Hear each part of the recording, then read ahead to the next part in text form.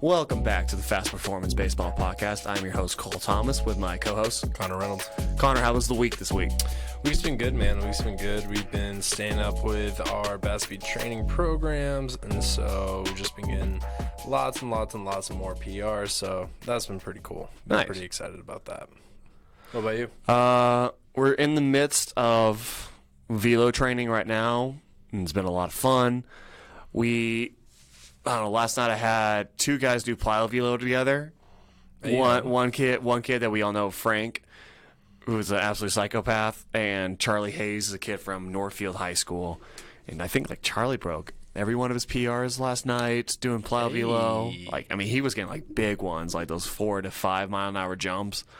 And it's one of those where we were playing the loud music. You were there last night. You were doing had some kids playing the loud music, playing just the intensity was palpable. I think you would attest to. Oh yeah. And just watching those guys go at it, and try to one up each other, because they were both pretty similar velocities on all the balls. So it was kind of fun to watch guys go I'm going to try to one up you, at the same time trying to support them at the same time. Frank was trying to compete with Charlie on a lot of the things, but he was also really supportive and getting behind him to hey, go throw harder, do this, do that, really trying to pump him up. And it was really cool to watch. Love Frank. Oh, Frank, for guys who don't know Frank, you would love, he's one of those guys who is, I can't wait tomorrow night. We do velo night. We're micing him up. Put that out on social media. Ooh, that'll be fun. Might be one of the best videos we ever put out. I think one thing I wanted to talk about was annoyance to me. So one of the high schools locally that we work with a lot, of their guys. They started up their their winter workouts, and from everything I gathered for the facility that they went to, it was an absolute shit show. Yeah. So I don't blame the facility for this. I largely blame the head coach of this program for not being very well organized. And yeah, so I was nothing against the facility. They're kind of making do with what they're given and the time constraint that they have. But I think their winter testing, they had guys throw 8 warm-up pitches, and then they got them to go up on the TrackMan, throw 3 fastballs and 2 breaking balls, and that was it. That was their entire evaluation on the pitching side. And I guess on the other side, they took the TrackMan out for hitting, and basically every guy got 3 swings off of the tee, and that was their evaluation for the hitting side. Their tee exit velocity. Pretty sweet. Yeah, I just said, what are you going to gather with that information? You're not going to develop a high enough sample size on either side of either side of the game. What are you going to what do you gather from 3 swings off of a tee? Nothing. Yeah. Nothing. And then for me on the other side, I'm okay, I'm going to get 3 fastballs and 2 curveballs. I'm okay, I can't judge you for anything there. Maybe it was your day. It wasn't your day. That's why, what we do with our evaluations, we try to get as much data as possible. I want you to throw 5 fastballs, 5 two-seams, 5 sliders, curveballs, changeups, forkballs, whatever you name it. We try to get as much of a solid sample size as possible. And so I give the facility credit. They kind of stuck them in here's 60 athletes. You have 4 hours to do stuff.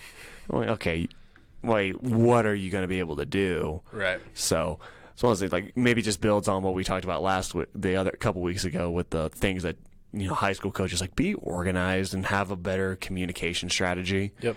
That way it doesn't inconvenience trainers, doesn't inconvenience players, doesn't inconvenience the actual people that need to be there and have work to do. Because that's what I was saying. I think they were supposed to go at noon. They were supposed to go at 1 o'clock to 3, right, at the facility. And then the head coach tells the pitchers, I need you there an hour early. Pitchers get there an hour early to warm up and we'll do our thing. Pitchers show up and the trainers go, you're supposed to stay an hour later after the segment, not before. Oh. So they're there for an hour just doing nothing. Right. And I was so you just wasted a whole hour these kids could have had on a Saturday, no less. Yeah. They could have slept in. They could have had some more time to eat. They could have, done whatever with that extra hour. But you made them go they had to they stayed an extra hour. They were there an extra hour early to do nothing, and then stayed an extra hour later to actually do what they were supposed to do in that first hour. And it's one of those where, like, you have to be efficient with your time. Oh my. Like you said, there's 60 athletes, right? Yeah. And so going through is one of those where I'm assuming these athletes or somebody is paying for this facility's time, right? Right. And so when you're going through, and that was my biggest thing when I was out of high school, was how efficient can we be with the number of athletes, with the space, and the amount of time that we have. Right. Because you don't want to go through and, like you said, 3 swings off of the tee, 8 pitches total. Like, you can't base much off of that really at all. And so how can we be more efficient to where we get more guys, more reps, so that way we get a bigger sample size and actually get an idea of who these athletes are? And I honestly think it's kind of like a fine art. Like being able to create a practice plan that is efficient with time, getting as much done as possible, but then also utilizing all the space as possible. I hate when guys are just standing around, especially when it's one of those where they don't have to be there, right? Like right now, there isn't an obligation, or there legally shouldn't be an obligation that these athletes they don't have to be there. And so you want that buy-in from the athletes, rather than saying like, ugh, like I have to go to practice today, like I'm just going to stand around. And pretty much every athlete I've had walk in the doors says the same thing. Like, there's 60 kids, we get 4 swings off front toss or the tee, but like, you don't want your athletes feeling that way going to your practice. Right. And it's a pretty big thing that I think a lot of coaches may kind of either overlook or think like they're good enough to just show and go, when that's not the case at all. Right. As well, I mean, every athlete we talked to that goes to that high school, no one had a positive thing to say about the experience, because you're taking money from these athletes or the parents, and like, hey, we're gonna do our winter workouts at this facility. It's like, if we're putting money into this, you better make sure it's as much ROI as possible, or like they're going to get something out of it when make they it worth go. the shit. Yeah, make it worth something. But then that makes me always wonder, I'm like, is this a facility necessarily that utilizes the technology they have to their maximum advantage? Do they know how to utilize the technology? Right. So if I'm sitting there and I'm put in that situation, I am figuring out. I'm telling this coach, I'm like, all right, here's how we're going to do this. We're going to split up. We're going to split up half the group, right? And even half the group's not the most ideal situation. No. Like, if we have 60 kids, 30 and 30 here at least is not going to be ideal. Like, you're going to try to get 30 kids 2 hours to hit or whatever we have you. I'm like, let's do like a day, like, here, give me all your pictures. We'll split them up. I will do 4 hours. Honestly, I would spend here for 4 hours if I had 30 guys come in. Yeah. And, we'll go 10 the first hour, or, 5, whatever the number is. I'm not great at mental math. That way everyone can get a solid base and a solid grouping of numbers. So we're like, okay, here's where you are. Here's where we want you to be. Here's what's going to make you successful. Here's what's going to prevent you from being successful. Same thing for you, like how we can assess an athlete's bat speed. What's their on-plane efficiency? What's their rotational degrees per second, right? How fast are they? That way we can put out a plan. I can't put out a plan for you if I see you throw 5 pitches. Yeah. I can get some good mechanical video, but I can't tell you I can't tell you anything about your arsenal at all. No. Whereas the same thing, like, I can't tell you how, for you on your end, I can't tell how good of a hitter you are just based on 3 swings off of a tee. No. Anybody can do that. Yeah. But it's pretty painful. And it's one of those where, like I said, it comes down to where, like, as the athlete, if you're not, like, feeling like you're able to buy into what you guys are doing, you're not going to, go full bore at it. And so if you're not able to go, full 100%, you're not showcasing either A, what you're capable of, or B, working on what you need to be working on. So essentially you're wasting your time. You're wasting the head coach's time. You're wasting the facility's time. You're wasting time where you could be actually gaining something from somewhere else. I talk about it all the time, opportunity cost. And it's just not ideal in almost any sense. It is pretty frustrating for everyone involved. And as being a coach that's been a part of an organization where that's been kind of the case, and you're just like standing around and it's like, wow, this sucks. Like, Even you don't want to like necessarily be there. Like you want to be there for the athletes, but you don't want to be there because you're looking around and you're like, this is a shit show, and it's brutal. It's honestly brutal. I said there, this high school coach is very lucky. He's probably he's got the most collection of talent in his league. It's a very talented program with not so great coaching. Yeah.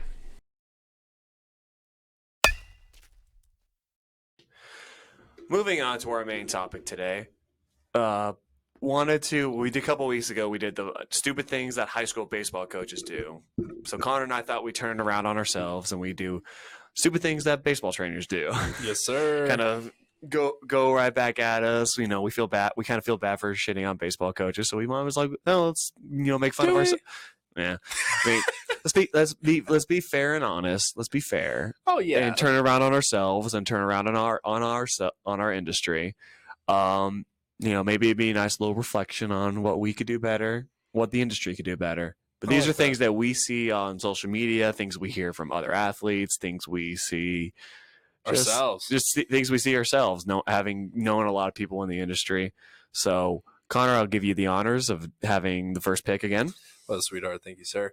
Because you're always in dead last on everything else. My one of one is going to be the instructor that has the feel or the need that they always have to be the one that steps into the cage and has to to demonstrate how to do something rather than being able to actually instruct the athlete on how to do it. Now, I understand that there have been times where I've jumped in the cage too, and it's like, all right, I can't find a word or a cue or a phrase. I can't find a video. Everything I've tried is not clicking yet. So maybe if they see the process, maybe that works. My bigger stick is with the coaches that just immediately jump to give me the bat, swing, and it's like, well, just do that. It's like, okay, if I could do that, I would do that. Right. And I don't know, that's my biggest pet peeve. I've working at other facilities. I think I've been at 5 different facilities in the last 4 or 5 years. So I've seen a lot of instructors come in and go and stuff like that. And I would say from as an athlete, that's happened to where essentially a coach just walks up and is like, well, just do what I did. It's like, I wish I could, man. I wish I could. I think that depends largely on context. Yes. Let me show you how it's done. Because one thing that's always good about what I take away from On Base U when I did the certification for them is sometimes it's better when you take them through a drill or take them through one of our movement screens. It's as you explain it, do it as well, because there's a little bit of a monkey see, monkey do kind of a thing to it. And obviously it's different on the pitching or the hitting side. Whereas if I show a guy how to do our squat test, if they see me how to do a squat, I'm like, okay, I know what a squat is and I know how to do that. And I try to replicate that to the best of my abilities. But yeah, just kind of here, let me show you how it's done. And almost kind of just being a dickhead about it. Yeah. Are you doing it for the benefit of the athlete, or are you doing it for the benefit of, I know what I'm talking about and this worked for me? It's one of those where do you want the athlete, are you trying to make the athlete go oh man, my hitting coach is really good, which I feel is the case. I feel it's more when it does happen in the sense of what I'm referring to. I feel it is more of an ego, I'm not playing anymore, but I'm still really good. So watch me. Look how easily I can do this. It's that justifying that I know what I'm talking about. Yes, and it's something you and I have talked about in the past, off camera, off mic, about there's almost this showboaty aspect to it, right? It's there's a reason you're the instructing, right? Well, it's the not playing. It kind of builds on. I don't have this on my list. I don't know if you do. But it's that building. It's you get really stoked about it. Your athlete gets really stoked about hitting PR, and it's that, okay, well, let me show you what I can do. Yes. And it's the same thing. You and I, we sit here and go okay, most of the athletes we work with, I know I can do better than. Yeah. You give me a month to on ramp and get training, I can pull down harder than most of the guys that pull down in here. You can go hop in and grab a bat. You can swing harder, swing more efficiently than anybody else that you train here. But what's the point? Exactly. That's not what we do. I said, I was talking to one of my college free agents, and he asked about like, now that we, like you're retired and stuff from actual playing, like, do you miss it? I'm like, not really. I did my time and I enjoyed it to the biggest amount of possible. I had some things I didn't like about my career, some things but I'm like, if I sit here with regret or sit here with constantly trying to prove myself, like then that takes away from what I'm trying to do to improve other people's careers and get them to go on play as long as they possibly can. Sitting here to stroke my own ego is just not worth my time. Yeah, and like at the end of the day, it's also possibly going to make the athlete feel worse about themselves because, like, if they're the one that has been, swinging for an hour or throwing for an hour, or they're the ones that consistently doing, like, it's their time for it to be their career, and to have someone just like walk up and say like, "See, look how easy it is. Right. Like, why can't you just do that?" It's like, oh fuck, like, do I suck that bad that I can't just go do that? Is there something that I can't do that this 25, 26, or in my case, 29-year-old can still do that I am just not capable of doing? And just it can be a massive downer for a lot of guys, and is why they don't stick around to, stay with a specific trainer. Well, what you got for your 1-on-1? My 1-of-1 is random drill selection without context. Yep. So I see it a lot with some trainers we've worked with in the past where they just like make a drill, or and I know having worked with trainers or having worked on the playing side and on the actual like professional side, is there's some people just like, just do this drill because this reason, and it's not really well thought out. It's not really just like picked out of the hat. Yeah, exactly. Like, oh, I'm just going to give you a drill because I don't know what to do with you. It's the same thing as we talked about with conditioning and the baseball coaches. Like, anytime a baseball coach tells a pitcher to run poles, it's because he has no idea what to do with you anymore. Yep. And that's the same thing. Like, I can make a kid do a drill, and it's one of those things. Like, I sit there and I implore my athletes to just like, if you don't get something, ask. If you wonder why I'm making you do this drill, ask, and I will tell you why. Here's why we're doing this. It's to get into your back leg better. Is it to get you to feel what a lead leg block feels like? Is it you have late arm action, so we're working on what's the feeling of having that arm on time. I can explain I'm never going to do a drill that's not going to be. I'm never going to do a drill that I can't explain why you're doing it. I can make you do all sorts of drills until your arm falls off, but it's not going to benefit you. If you don't know why you're doing it, it becomes even less worthwhile, because now you're just kind of doing random stuff that doesn't benefit you or is not going to benefit you in any way. It's just, wasting your time and wasting your energy and your effort, getting you to do something that you don't know why you're doing it. And it's one of those where I've actually had a few of my athletes, when we're doing like our assessment stuff, like kind of like raise their eyes. We're like, oh, I tell all of them, if you don't like a drill, you don't know why we're doing a drill or something like that, ask. And here's the thing is, sometimes at the end of the day, it'll be a good question to me. Is a little self-check of like, why are we doing this? And for me as an instructor, if I can't explain the why or the how of us doing that drill, first off, if the drill is any bit of, not super easy for the athlete, they're not going to buy into something if they don't know why they need to buy into it. And for anybody listening, you can go through and you can talk about, well, this is a different era. They should just do it because I'm the coach and I said for them to do it, like blah, blah, blah. Like, here's the deal, man. I think that's bullshit. I think a lot of people, I don't want to speak for you, Cole, but like, I think for our age, like, there's a lot. The reason why there's so many kids asking why on something is because you can just fucking Google it. Right. Where like beforehand you couldn't Google stuff, and so you had to just like, I don't know, my coach told me to do this, there must be a reason, blah blah blah. Like, now athletes can check us as much as we can check an athlete, and going through, and if I'm an athlete and I'm being asked to do something that's pretty difficult, maybe it's not easy for me, if I don't know why I'm supposed to be doing this, I'm not going to be 100% bought in. Like, I'm not going to make my like training session hell if I don't think it's worth for me to actually put myself through hell. You know what I'm saying? And so the moment that I've had an athlete where I'm like, hey, like, if you don't like something, like, tell me. Like, if you have a question on something, ask me, because I want you to buy in. And they're like, oh yeah, that makes sense. Like, I'm not going to go hard on something if I don't know why I need to be, going hard on it. And don't necessarily, as an athlete, when we do drills, it's because we're trying to groove a movement pattern that you maybe don't have or you're not that efficient in. Mm-hmm. And that's kind of the point. Sometimes, like you tell gay guys who will do drills, like that doesn't feel comfortable. I'm like, it's not supposed to. We're trying to get you to do something that have not been capable of doing, and it's going to be uncomfortable because it's not a fully ingrained movement pattern. But the more you do it, and if I give you a reason why you're doing it, it's like embrace the uncomfortableness of this drill, because the more and more you do it, the more comfortable you're going to get with it, the more you're going to be able to groove those more efficient movement patterns. 100%. What's your number 2?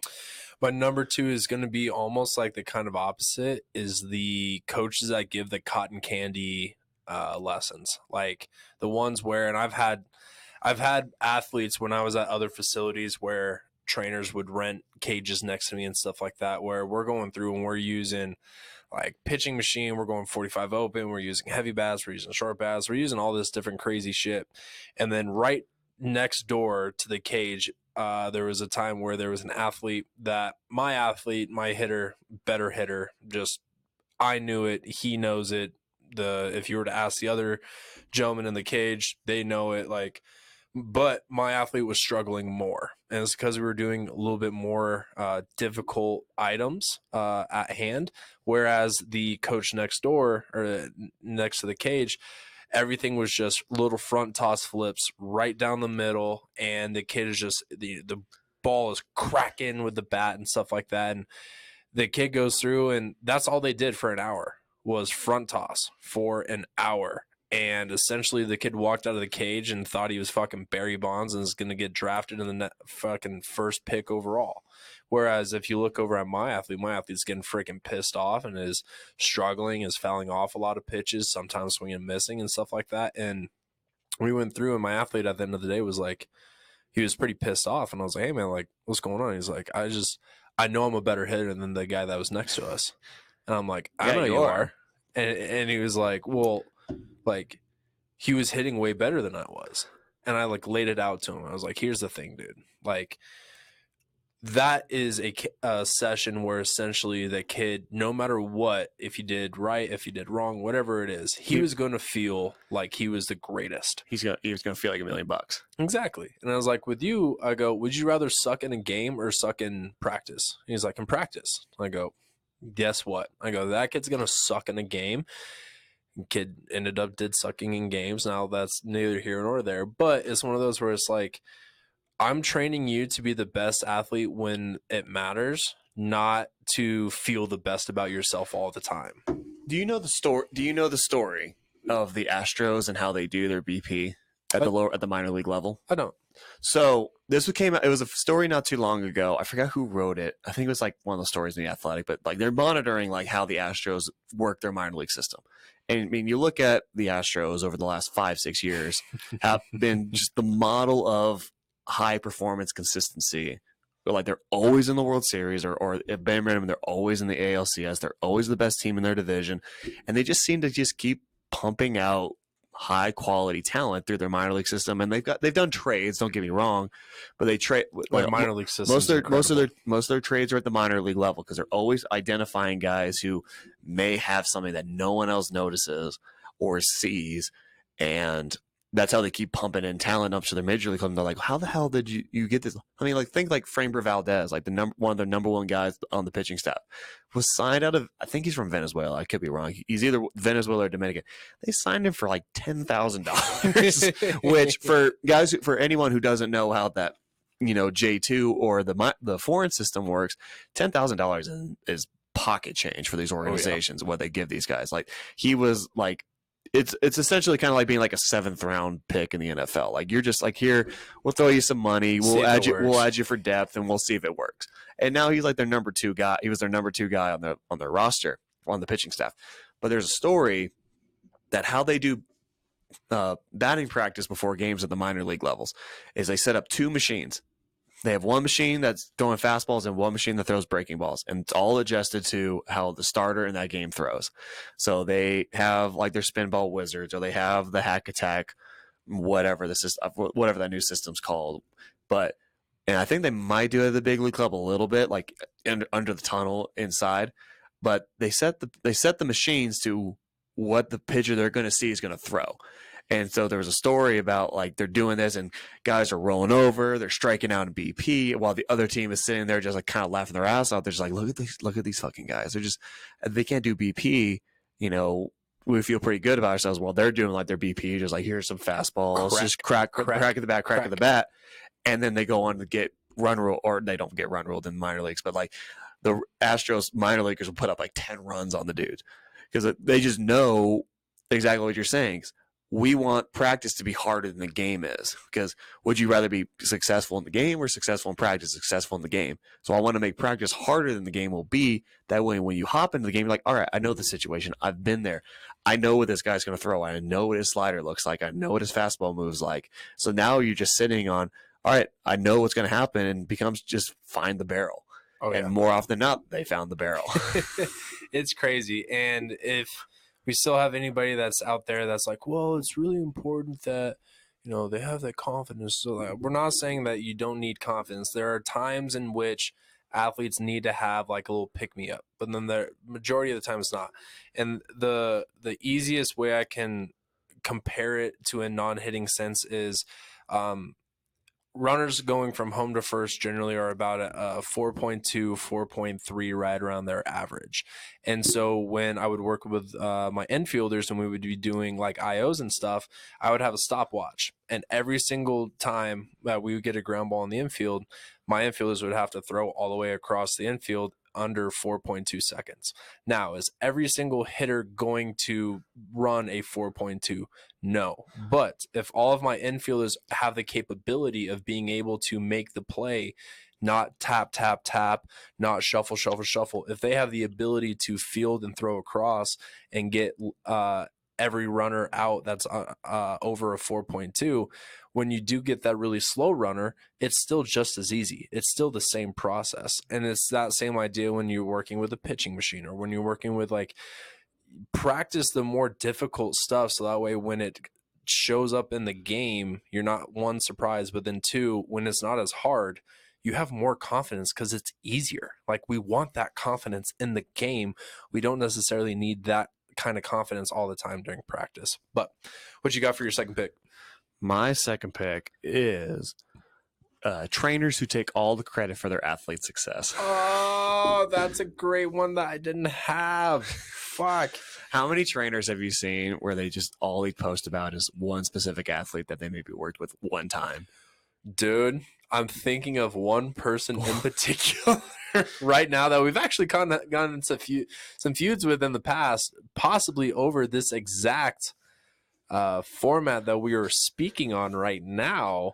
I remember going through and seeing where he posted a video of him working with a guy that I used to play with, where he like did one video with him, like one practice or some shit like that. And just a couple weeks ago reposted it and was like, oh, hey, like, look at me working with, if I say who it is, like say any accolades, people are going to know exactly what I'm referring to. But like, oh, look at me working with so-and-so or blah, blah, blah. And I'm looking back and I'm like, the only reason that kid didn't make it is because of his hitting. And you right now are saying how you worked with him that one time. Like that doesn't mean shit. And it's so annoying. It's so frustrating. I look at it from more of the standpoint of like, and that's because that's going to my number 3 a little bit. Oh, shit. Is don't worry, you're good. But it's that if it wasn't for me, this kid would not be where he is, or if this guy would not, like it's he's so lucky he found me, that I fixed his problems and now he's got all the success. And it's those people who kind of just post like the lawn, and this goes into my number 3 a little bit, but it's just like, you know, I worked with this kid one time and now look where he is, or this kid, like, you know, don't get me wrong. It's cool that you've worked with a lot of successful players and a lot of successful athletes, but it's one I always return to the context of, you know, we live in Colorado. We work primarily in Colorado, where the baseball culture is not as broad as we would like it. You know, like we know a guy who currently lives down in Texas who loves to talk about like, oh, I coached this kid and now he goes to Oklahoma, or I worked with this kid and he goes to Texas Tech, or he goes to Texas, or he's going to UCLA. And it's like, I've gotten into arguments with that on Facebook. I forgot what I did. Oh, I posted like a chart of the heights and weights of guys who were guys who got drafted in like the 2020 draft or something like that. And I got this guy who was like, if you want to get drafted, you just got to go move to Texas because that's where the best baseball is. And I said, I'm like, in the last like 10 years, like 5 years, 36 guys from Colorado have been drafted. And he's like, no, look at Texas. I'm like, all right, so you want me to compare a state of 25 million people to a state of 5 million people? It's like, I like count how many fish are in the Pacific Ocean versus count how many fish are in the Mediterranean Sea. Like, well, those are two totally different things. Right. Like, sure, there's a context to it. Like, maybe we could go look at what's the drafting rate per capita by state. And I would imagine Colorado would probably be higher than Texas in that regard.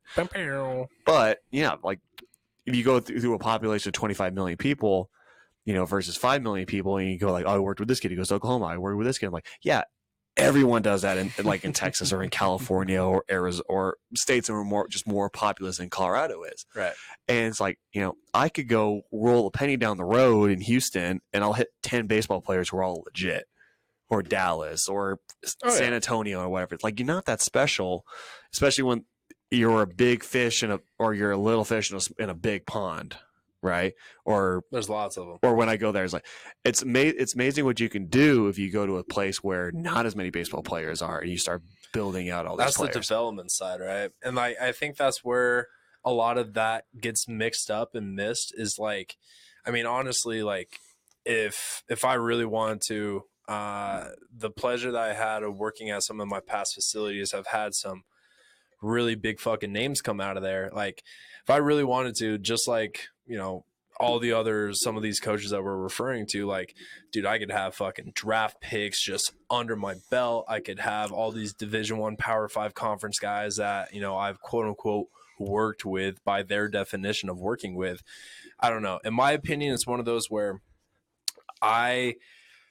when the athlete is the one that puts out the message of saying thank you, in my opinion, that's who is like the person that actually helped them the most. Like right. When the athlete goes through, and I just had, one of my guys committed to college not too long ago, and I didn't go through, I didn't ask him to post anything about it. I've been working with this dude for like 2 years, like 2.5 years. So like most of his entire high school career, I've been his hitting guy. And when he committed, like I didn't expect anything of me to be referenced. I went through, I posted his little thing. It was like, congrats, my guy, blah, blah, blah. And then he put out like a little thing. It was like, I'm thankful for you, blah, blah, blah, like tagged me and stuff like that.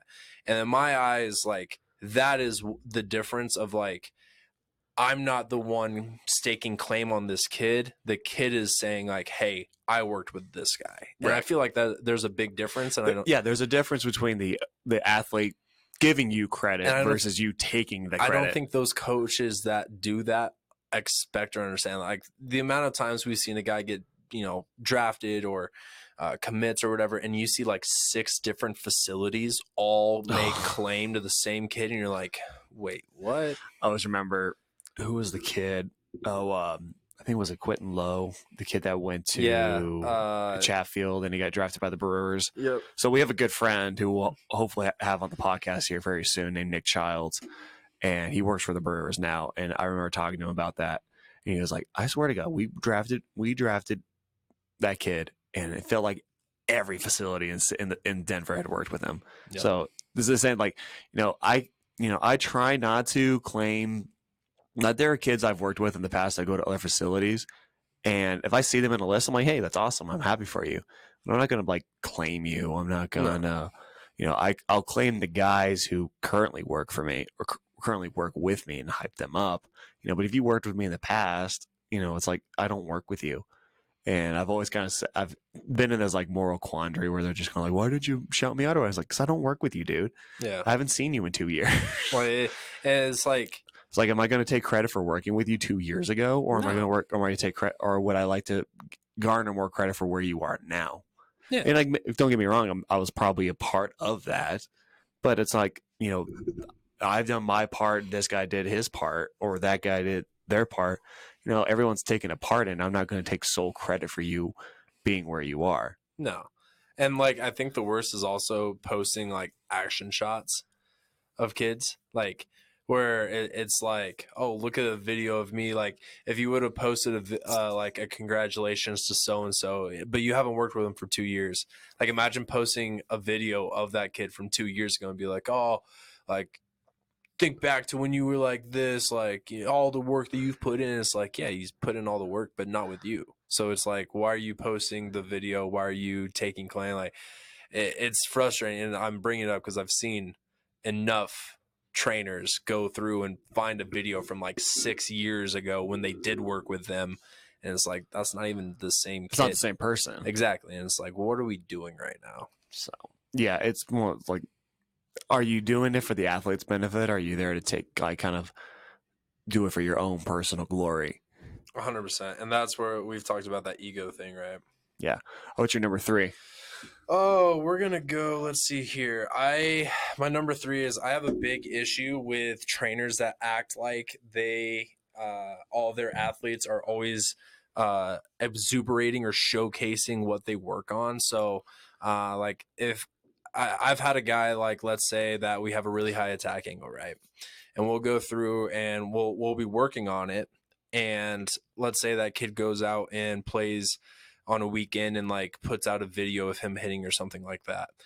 And then I've had where coaches will walk by and talk to the kid individually, or they'll just message on Twitter at Richard Shank. Fucking ran into this not too long ago with one of our guys. But, well, essentially they'll act like the video or the swing or whatever it is that they saw, like, that's the final product and 100% of what we're working towards.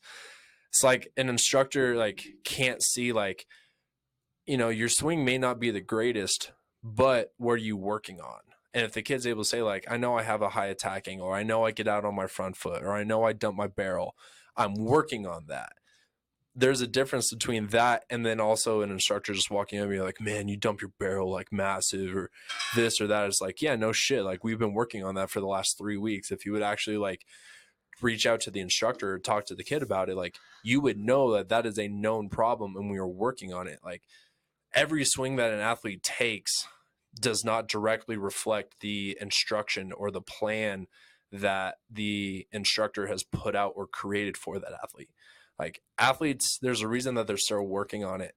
It's because they're not able to master something right away. And so to just, like, always assume that, like, oh, yeah, like, I know that's your swing like that. I know that's your final product. If you came and worked with me, we would be able to fix that. And it's like, we are working on that. Like, what are you talking about? Like, that's the stuff that frustrates me, is to always think that they have the answer for the athlete, even though they haven't been working with the athlete. Oh, it's just everyone's got their own.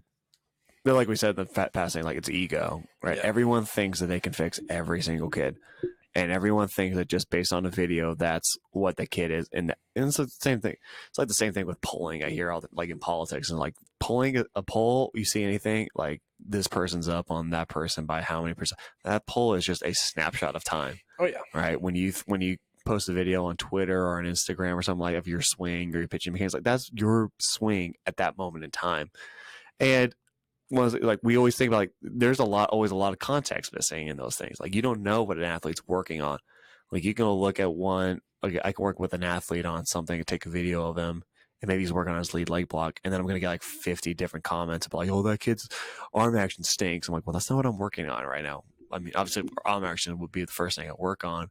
But, like, oh, look at this video of this kid's arm action, how much better it is. Well, and then, oh, well, his lead leg block sucks, or he's got early extension. I'm like, okay, cool. That's the next thing we're going to work on. Well, like, and I'll use the example that I was referring to earlier. So one of our athletes, Frank, who we literally gave a little shout out to earlier, fucking love Frank. Frank is work in progress right now. We think he came in like maybe a month ago for hitting, for the hitting side. He's been on the pitching side for almost 2 years now. Mm-hmm. So we did our assessment, and we highlighted one of the things is that he's kind of a drifter. His hands aren't in consistent position. He's not consistent with his timing. Yeah. And so we've been working on it. We made a small mechanical adjustment with how his stance loads, and it is night and day. Like, right now, he went from love you, Frank, went to like swinging and missing on almost every single pitch off of the machine to now like being able to get barrel consistently to it. He's gotten like 3 or 4 PRs in the last 2 weeks since we made the swing adjustment. Is working out massively. So Frank and me telling him like, hey, we need to start getting out some video for recruiting, blah, blah, blah. He went through and he screen recorded his 2 PRs that he hit from a couple days ago. An instructor that is not necessarily well liked at all in the community, which I would say I am one of the few defenders, I think, of this gentleman in the hitting community. You defend what he teaches. You don't defend how he goes about it. Facts, preach. And so we're going through, and out of nowhere, this instructor just comments, he's like, too slow, not no quickness in the swing or something like that. And for me, like, I responded, I was like, first off, you don't know what we've been working on. You don't know how far he has come. Like, if you would have seen his swing, a month, 2 months ago, you would say that this swing is incredibly quick and that this swing is incredibly good. And it's one of those, like, it's so frustrating to me because, like, instructors act like all of their athletes are at peak 100% full form and don't need to work on anything, and that every other athlete that goes to any other instructor they could fix. Right. It's like, that's not the fucking case, dude. Like, have a little feel, in my opinion. Yeah, but I'll save my piece because it's my number 4. So I'll move to my number 3. We'll save it for. So number 3, which kind of bleeds into my number 2, is the laundry list of past athletes. We're just like, I worked with this guy, I worked with that guy, I worked with blah blah blah blah blah blah. And I always kind of sit there, I'm like, well, why don't they work with you now? Like, it's like, I worked with this guy, I worked with him 2 years ago, I worked with him 3 years ago. I'm just like, well, why aren't they still with you? Right. And so it makes it like, are you actually good at what you do, or are you good for like a small period of time? And then the guys, and don't get me wrong, I feel that there are athletes who are very, how do I put this nicely? They're uncommittal. They're non-committal to a certain system or a certain process. Yeah. They feel like their process is not working for them. They are not hesitant to go to somebody else who's going to put them in the same process, just maybe different verbiage, or, it's just like, I need something different regardless if it works for me or not. Right. And so if you just kind of keep, going through the laundry list of guys you've worked with in the past, I'm like, all right, obviously your training methods or the way you go about coaching doesn't have staying power. It's the same thing. Like, I've seen, or communication, yeah, your style of communication doesn't have staying power of what the plan is. So it's like, I've worked with this athlete, or I've worked with this organization, I've worked with, I was a consultant for this team or that team, or blah blah blah. I was like, well, why aren't you still there if you're good at what you do? Right. If like you were really good at what you do, they would be moving heaven and earth to keep you. Not too many places fire good people. No. Or don't renew. Yeah, I mean, don't get me wrong, and pro ball is a whole nother level where, they bring in another GM. Like, the team brings in a GM who's got one certain philosophy, and the past person's philosophy does not meld with the new person's philosophy, and they want to get their new. And like, I understand that side of it, but if the system stays largely the same, and you don't have that staying power, there's a reason you're not staying there. Facts. What's your number 4?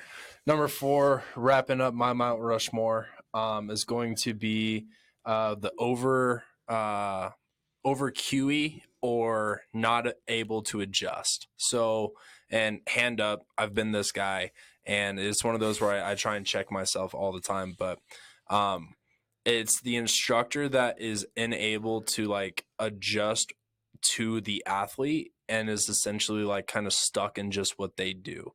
And so, like, I've had athletes where there have been times, like right now I have an athlete that goes to Colorado School of Mines and is like an astrophysicist major and is just the smartest fucking person that I've met with. And so when I'm talking with him, he wants all of the numbers, all of the data, all of the statistics, everything of like what, when, where, why, how. Like, he's a minds kid. Oh yeah. And so like for him, I have to go about it differently, right? Like, I don't use as many cues. It's very like black and white. Like, this is what we're trying to do. This is the movement. This is the this. Where I've also had other athletes where it's like, I hit ball hard. And it's like, yes, you do, buddy. Yes, you do. And that's it. That's all they want to know. It's like, hey, like, think of this or do this. And that's like the most that I can do with that athlete just because of who they are. There's been too many instructors that I've seen where they'll have the athlete that's like, I hit ball hard or I throw ball hard. And it's like, next thing you know, they're throwing the fucking dictionary at him. They're throwing every single cue out there. They're talking on every single pitch, every single swing. And you're just looking at this athlete just getting just domed up. And the instructor, rather than sitting back and saying, and again, I've had to do this where I've sat back and I'm like, all right, why is this athlete not producing or not being able to reciprocate what I'm trying to get them to do? Rather than me blaming the athlete or me saying, oh, well, this athlete just doesn't want it enough or this or that. It's like, well, I did over cue, or I did say this when this doesn't work for them, or I'm doing this. Like, the inability to adjust or adhere to the athlete rather than just having your system is pretty frustrating to me, because like, I feel like athletes then take it as like it's their fault when it's not. Like, there's so many different personality types. There's so many different types of learning. Like, some need to feel, some are visual, some listen, some like relay. There's just so many different ways that athletes learn individually for themselves. And I feel like it's an instructor's job to try and find how that athlete learns and to try and tap into that.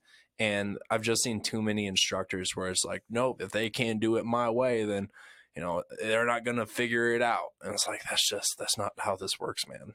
No, it's not. It's being unable to adapt to changing learning styles, different ways to learn. And I think there's some studies that are coming out now about that learning styles are maybe a little bit overrated, which I think is kind of interesting, but I have to read more into it.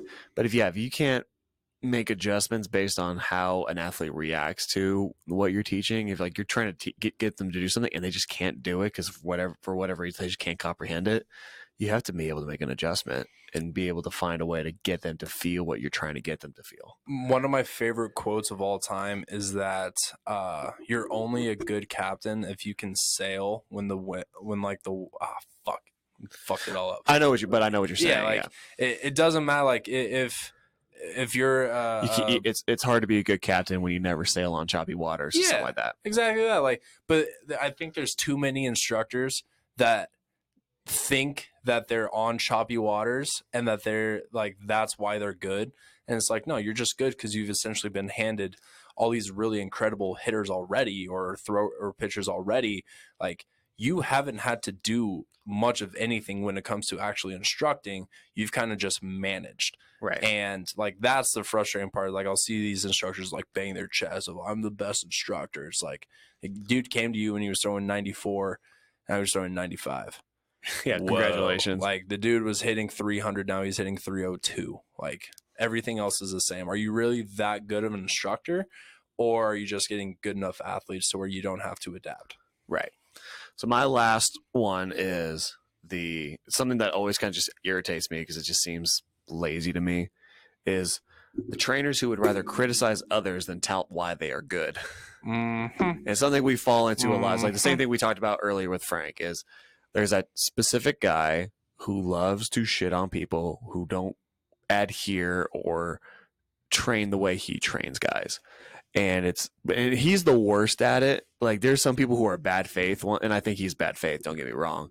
Oh, yeah. But it's that, you try to argue with him, he goes like, you just don't understand. So it's like, well, then what the fuck are we arguing about? Yep. So like, if I were to ask you, we were going to have a debate about not even something baseball wise, but just like, I don't know, like the economy or something like that, just like, and you don't agree with me, and I just go like, well, you just don't understand. Like, well, then you can't have an argument if you're just not going to deal with acknowledge another point of view. Acknowledge another point of view. You can't argue. We can't improve ourselves. It's like I was thinking about it. This exact point. Like, I was driving home one day, and the way I analogize this is, we just got out of election season, and so we all have our fresh, all the political ads fresh in our brain still. But you ever just sit there and go like, you'll watch an ad from a campaign and just like shitting on the other candidate? Versus, that's all it is. And just like, okay, well then why are you good? Why should I vote for you?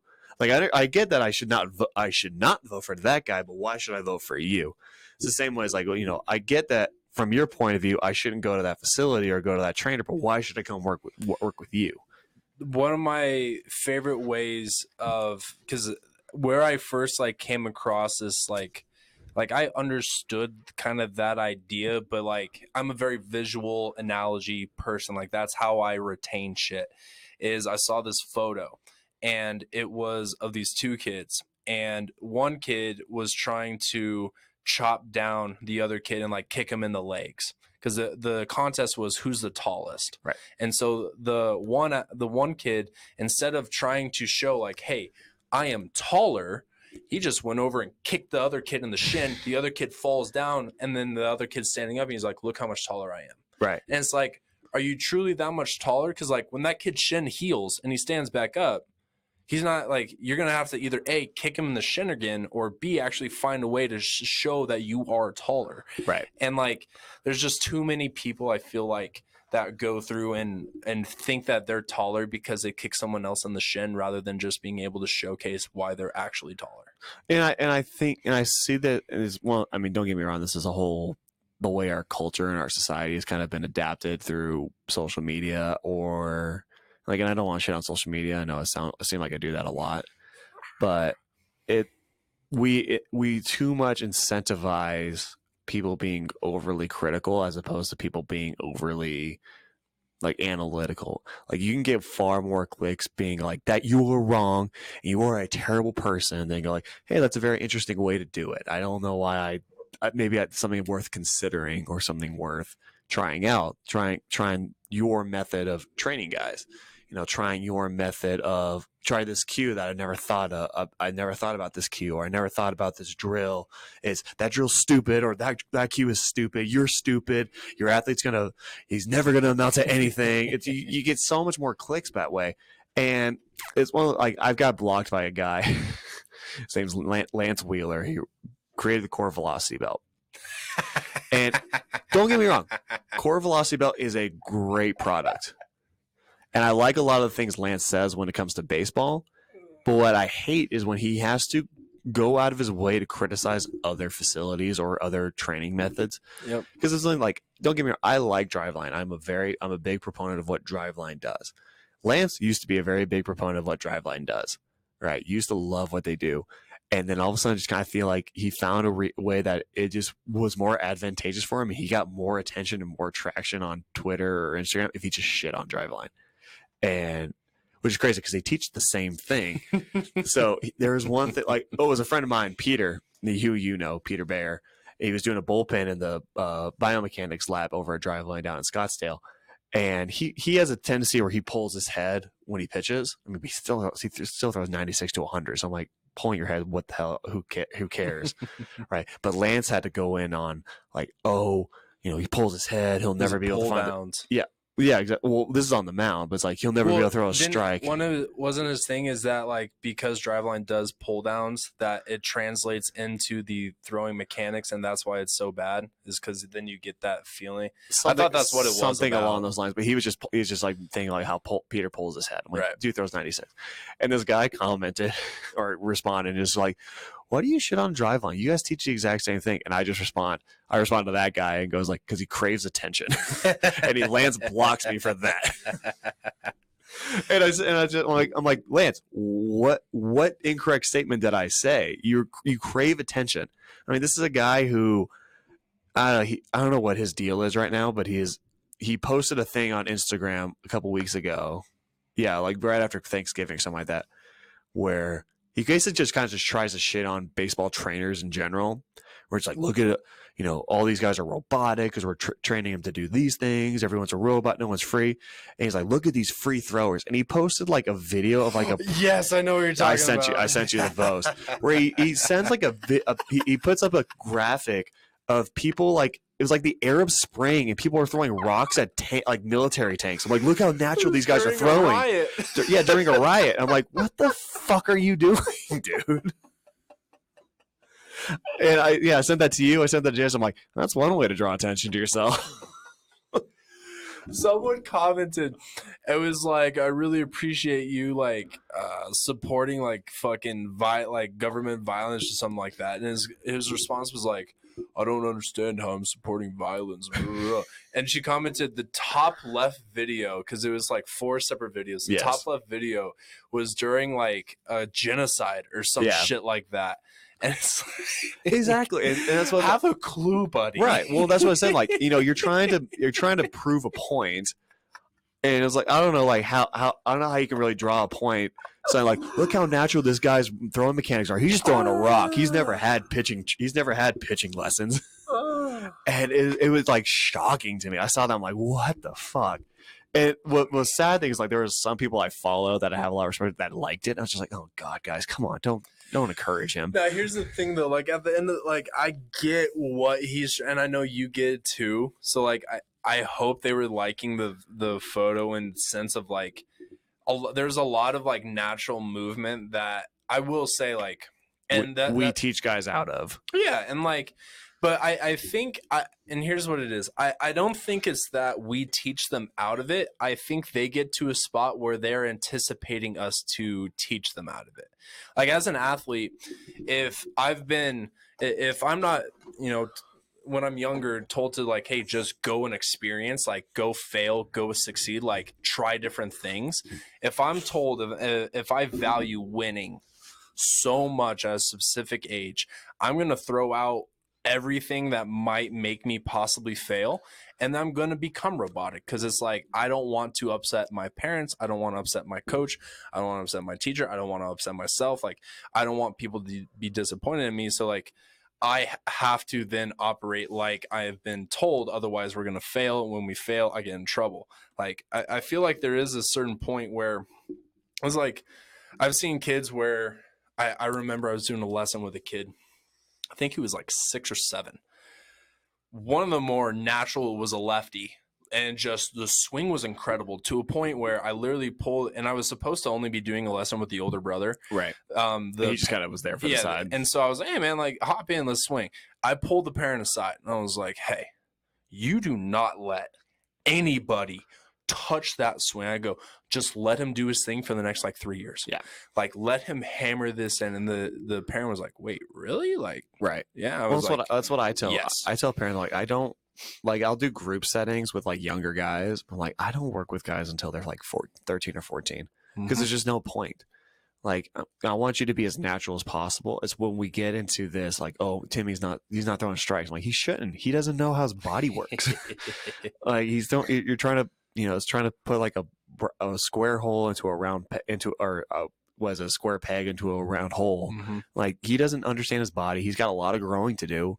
Like, you're gonna make me give him lessons to move better when he, you know, in 2 years he's gonna hit a growth spurt, and it's gonna be absolutely meaningless what I told him. Oh yeah, because then his body awareness is gonna go off the charts again. He doesn't know his left from his right. He maybe knows the mechanics he worked on when he was 8, but now that he's 10 and his arms are a half foot longer, that those kinds of movement don't no longer apply, right? So that's why I give like parents like cry. I'm like, you know, I like that you want to do the best for your kid, but just let him do his thing. Just let him do it. So one of my goals for when we go to ABCA is if Lance is there, which I bet he will be. I just go up to him like, unblock me on Twitter, you baby back bitch.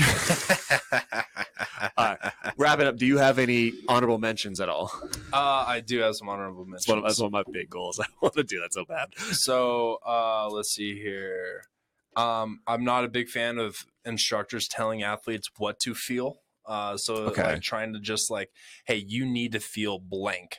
This is one of those where it's like, you don't know what essentially they're feeling. You don't know what's gone on in their body. You don't know their past previous experiences. Like there could be a lot of things that are going on. Like different people have different pain tolerances. Different people have different, you know, mobility. Like different people have different things. So like telling the athlete what they're supposed to feel, I feel like isn't the right way to go about it. Now, maybe possibly having like a anticipated outcome, that's right. One thing, and then allowing the athlete to manipulate their feeling to find a way to acquire that outcome, but telling them what to feel, or I'm not a big fan of that.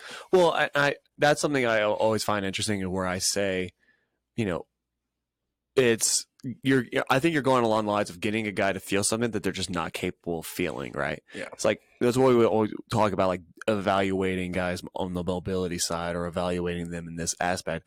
Like I can't tell a kid to get into his back leg if he can't squat. If he can't squat to a decent depth. If he can get down to a decent depth, now I can go like, okay, get deeper, deeper, deeper. But if he's not capable of squatting, or if I need him, like, I need you to hold your balance on this, but he doesn't have the stability to hold that balance. That's where that evaluation we always talk about all the time. It's where it becomes so key to do that, because I could tell you to do something, but if you can't physically do it, it's once again, a waste of our time, our energy, and our effort. 100%. Do you have anything else? Let's see here. I'll just let you roll through with your honorable mentions, and I just have one. So, I have one big thing that's happened to me in the past is where, and it's one of the things where I try, and anytime I'm walking around, like I'll try and ask you, like, if guys are doing pull downs, I'll make sure I wander over and ask, like, hey, or I'll ask the athlete, or I'll ask you, like, what is the focus right here? Like, are we at 80%? Are we at full? Like, are we trying to PR? Because, like, I don't want to be an outsider that comes in, and you mentioned it earlier, where it's like, if we're focusing on A as an instructor and an athlete, I don't want thoughts of working on D, C, or E to hop in. And where I've had times where we'll be working on something, maybe it's bat speed, maybe it's attack angle, maybe it's not getting on the front side, like whatever we're focusing on. I've had instructors walk by and be like, oh, hey, like, mind if I give a little tip of advice? Like, if you were to do this and this and this, like, this could help. And it's like, hey, motherfucker, you have no idea what we're working on. And we're actually trying to, like, maybe the athlete does that really well already, so we're working on this or that. I'm not a fan of when other instructors try and, like, be the instructor when you're the instructor, like, versus being more of, like, a, not cheerleader, but, like, I don't know, hyping up or, like, intensifying, like a vibe manager, you know what I'm saying? yes. And then let's see here, doing drills or instruction or whatever it is with the athlete only strictly because that's what you did, like not having the ability to make it adjustments, or not being able to, like, just going through and be like, well, when guys rolled over too much when I was playing, this is what they did, so this is what we're going to do today. And it's like, that's not how this works, really. Those are my honorable mentions. All right, I like those. My one honorable mention is people who buy technology for the sake of buying technology. I see, it's like we've talked about off camera, like I feel like we're the originators of basically everything that happens in this state. Like, we're the first ones that adopt driveline protocols. Everyone else starts adopting start doing driveline shit. We get a Rhapsody. We're the first facility to get a Rhapsody. Everyone starts getting a Rhapsody. We're the first facility to get a TrackMan. All of a sudden, everyone's getting a TrackMan. Like, okay, I get it. But I know that there are facilities in this state who buy the shit and don't know how to use the shit. Oh yeah. And they use it for, I have a hit tracks, so kids can come, hit on the hit tracks, but they don't know how to utilize it to the fullest extent. They don't know how to utilize it to the bare minimum. Yeah, to the bare minimum too. It's just like, how can I improve? Like, I have a hit tracks. How can I improve the pitcher? How can I improve a hitter on the hit tracks? We're going for this. We're going for that, right? Like, there's so much more things that these technologies are capable of. They just don't access because they don't want to know. They just get it for just to advertise that they have it. They don't want to, actually improve it. I've got an example. It's the same thing, like with the let me finish it here. Go. But like, get the TrackMan. Like, the TrackMan's going to pull you numbers, but how can I manipulate those? How can I train you to manipulate those numbers to be more advantageous to you in the future, right? Just like I said, just having a hit tracks or just having a Rhapsody or just having a TrackMan is cool and all, but doesn't mean anything if you don't know how to use it or utilize it. Like, a friend of ours, I would say, went to a facility to sell this technology that he is a rep for. And he went to a facility, one of the big box ones that everyone kind of knows of, and was talking to a guy that he had played with in the past and asked him, like, what's something that you guys struggle with? And he goes, like, we have way more Rhapsodos than we know how to use. Like no one necessarily knows how to use a Rhapsody, but we have 20 of them. So it's the same thing as like, go sit there and like, oh, we'll use Rhapsody. That way you just get your numbers. And I think, and that's what it all is just like, hey, let's put your numbers out there, and then I'll charge you $600 for this like showcase thing. We'll get your numbers, but I won't tell you why. One, because I can't comprehend it. Where, okay, here's where you need to be. Here's how we, with the current arsenal that you have, let's do this, let's do that. And this is what's going to make you successful. A lot of this stuff is just becoming, I have this technology so I can show you that I have the technology, and then you can go get your numbers. And then your numbers are your numbers. I don't know how to change them. I don't know how to help you to fix them. I don't know what's good. I don't know what's bad. I don't know what's efficient, what's not efficient. But that's what we do is, here's your TrackMan report. Here's what sucks. Here's what we need to fix. Here's what's good. Here's where your bread and butter is. So let's make sure we keep enhancing those things that are your strengths. And now let's go change your weaknesses. Like, I can't tell you how many kids say they throw a slider or throw a curveball. It's not a curveball. It's more a slider. But now that's what we always, but it's our kind of Jason, our little joke is always like, I've got good news and I got bad news. What do you want to hear? They always like, I want to hear the bad news. Like, well, you don't throw a curveball. But your good news is you do throw a really good slider.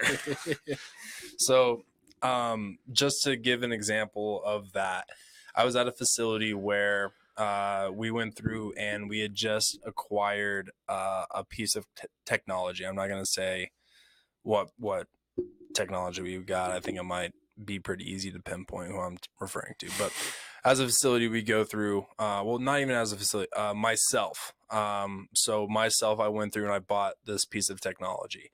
Now, with buying this piece of technology, we had the ability to become a certified facility with them.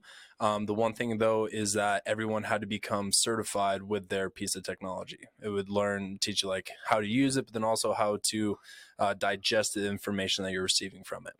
I was the only one out of the entire facility that went through and actually did the certification.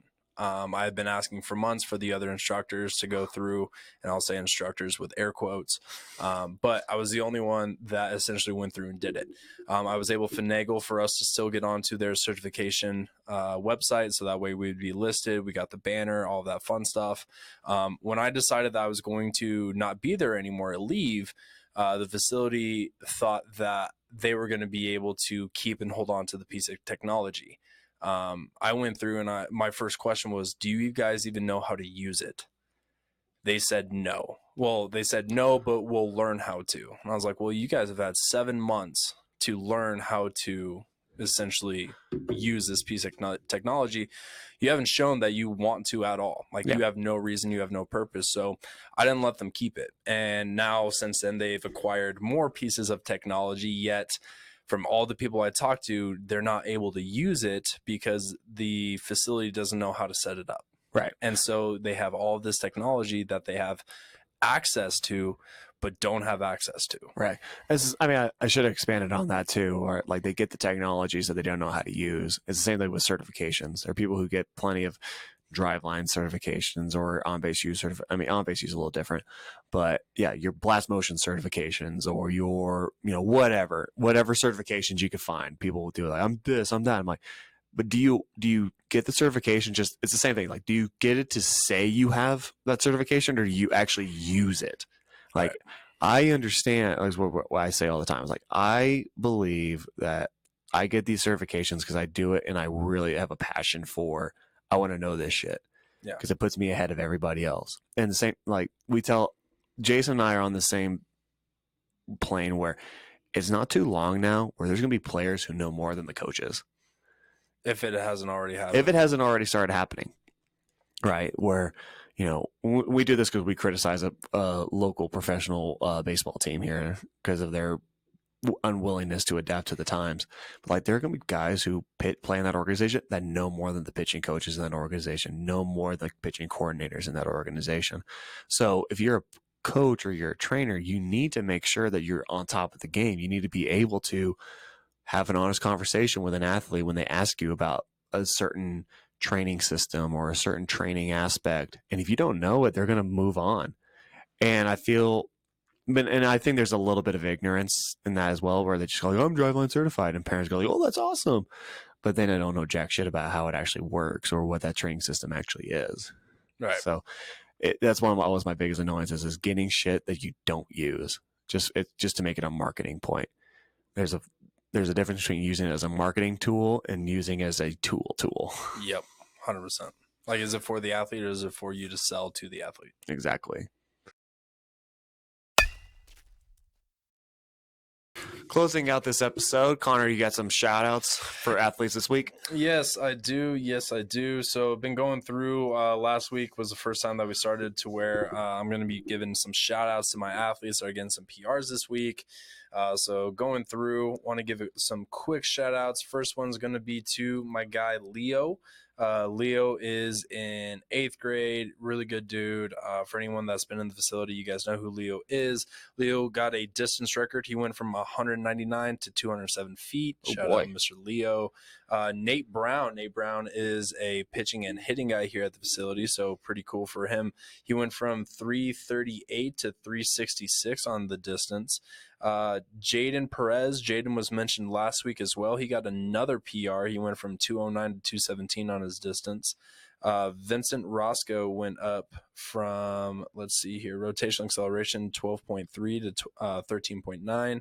Bat speed from 54.1 to 58.5. Shout out to you, sir. Frank has been mentioned on this podcast multiple times, and these are the 2 PRs I was referring to earlier. Frank got a PR of exit velo from 81.3 to 85.4, and distance 289 to 314. Shout out Frank. And then rounding out, we had Brooks. Brooks got another PR. He went from 78 to 81.1 on his exit velo. Shout out to you, gentlemen. Great job. Keep getting after it. Proud of you guys. Outside of that, for anyone that wants to be able to go find any of my guys at PR, because I put their I tag them on Instagram every single day that they PR. You guys can find me at fast_RBI for any social medias. You got anything to shout out there, Mr. Cole? No, I think because we're doing this the day before the big pull down day, but I think I already did shout out for Luke. But big shout outs to guys like Charlie and Frank, who we talked about in the first segment, getting all those PRs. I mean, just big shout outs to guys who didn't get PRs and just keep grinding away, right? Keep grinding, baby. You can follow me at Cole Thomas Fast on Instagram, CThomas624 on Twitter. You can follow Fast Baseball at Fast Baseball on Instagram and on TikTok. Ooh. And you can follow Fast Performance at Fast Performance CO. So got some merch if you guys want to go buy that. Yeah, I mean, interesting week. We look forward to seeing you guys next Tuesday. Hey, yo.